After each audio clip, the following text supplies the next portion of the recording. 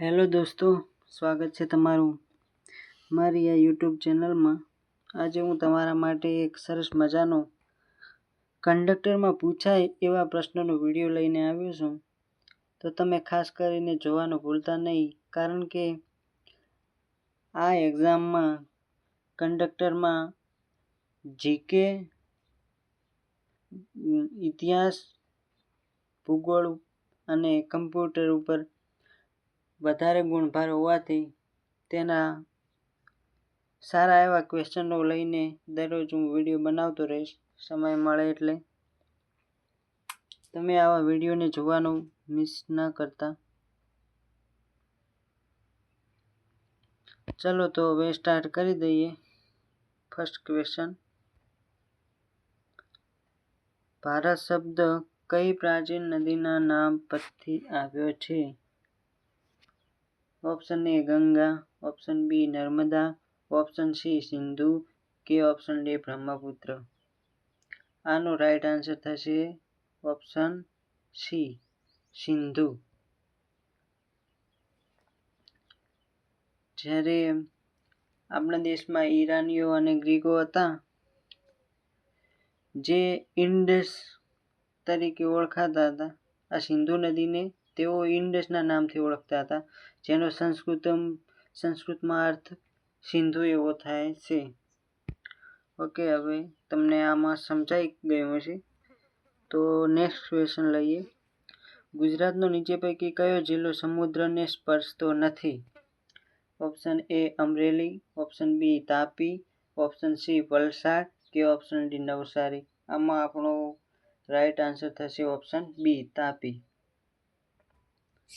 જે સમુદ્રને સ્પર્શતો નથી। અમરેલી એ સૌરાષ્ટ્રમાં દરિયા કિનારાને મળેલો છે। પછી વલસાડ એ દક્ષિણ ગુજરાતનો સૌથી છેલ્લો જિલ્લો છે, તે જે પણ દરિયા કિનારો ધરાવે। નવસારી પણ દક્ષિણ ગુજરાતમાં સમુદ્ર કિનારો ધરાવે છે। ચલો તો આમાં ઓપ્શન બી તમારો રાઈટ આન્સર થશે તાપી। નેક્સ્ટ ક્વેશ્ચન લઈએ। ગુજરાતનું નીચે પૈકી કયું સ્થળ યુનેસ્કો વર્લ્ડ હેરિટેજ સ્થળમાં સમાવિષ્ટ છે? એનો option A Champaner, option B પાટણની રાણકી વાવ, ઓપ્શન સી ધોળાવીરા કે ઓપ્શન ડી આપેલ તમામ।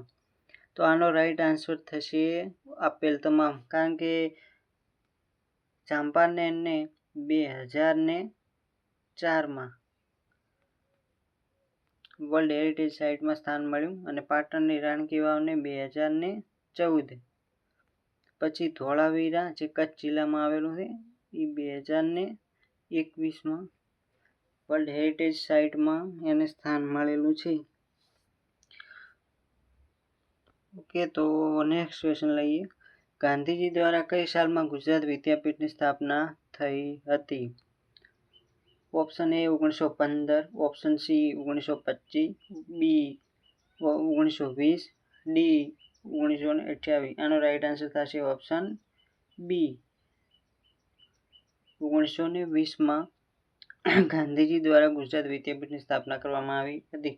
1915માં તેઓ દક્ષિણ આફ્રિકાથી ભારત આવ્યા હતા। ઓકે, તો આનો રાઈટ આન્સર થશે 1920। નેક્સ્ટ ક્વેશ્ચન, કથકલી નૃત્ય કયા રાજ્ય માટે સંકળાયેલ છે? કથકલી નૃત્ય મુખ્યત્વે કયા રાજ્ય સાથે સંકળાયેલ છે? ઓપ્શન એ Kerala, option C Uttar Pradesh, option B Andhra Pradesh કે option D Odisha.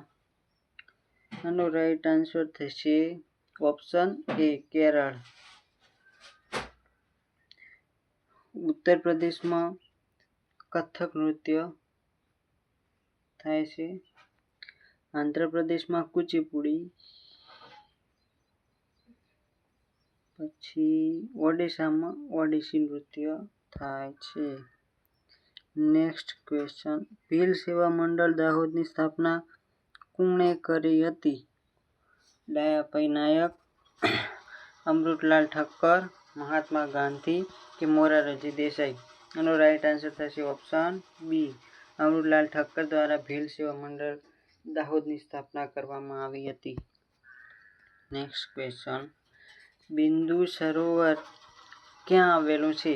Option A Jamnagar, option B Kutch, option C Patan, option D Siddhpur. આનો રાઈટ આન્સર થશે સિદ્ધપુર. બિંદુ સરોવર સિદ્ધપુરમાં આવેલું છે. કચ્છમાં નારાયણ સરોવર આવેલું છે. કયું? નારાયણ સરોવર. નેક્સ્ટ ક્વેશ્ચન, અડાલજની વાવનું બાંધકામ કોના સમયમાં થયું હતું? મહમૂદ બેગડો, કર્ણદેવ વાઘેલા, અહમદ શાહ કે કુમારપાળ. આનો રાઈટ આન્સર થશે option A Mahmud Begada. Next question, અમદાવાદની પ્રસિદ્ધ જ્યોતિષંઘ સંસ્થાની સ્થાપના કોના સઘન પ્રયત્નોથી થઈ હતી? Option A Mallika Sarabhai, option B Mridula Sarabhai, option C Mrinalini Sarabhai કે ઓપ્શન ડી ઈલાબેન ભટ્ટ. આનો રાઈટ આન્સર થશે Mridula Sarabhai. Option B is the right answer થશે. તેમનો જ્યોતિષંઘ સંસ્થાની સ્થાપના કરવામાં મહત્વનો ફાળો રહેલો છે. લાસ્ટ ક્વેશ્ચન આજનો, ગુજરાતમાં સૌપ્રથમ આયુર્વેદની કોલેજ ક્યાં શરૂ થઈ હતી? Option A Surat, option C Bhavnagar, option B Patan, option D Jamnagar. આનો રાઈટ આન્સર થશે ઓપ્શન, આમાં તમારે કમેન્ટ બોક્સમાં કહેવાનું રહેશે કે કયો ઓપ્શન આવશે, કયો જવાબ આવશે. જામનગરમાં સૌપ્રથમ આયુર્વેદ યુનિવર્સિટીની સ્થાપના થઈ હતી. શું? યુનિવર્સિટી.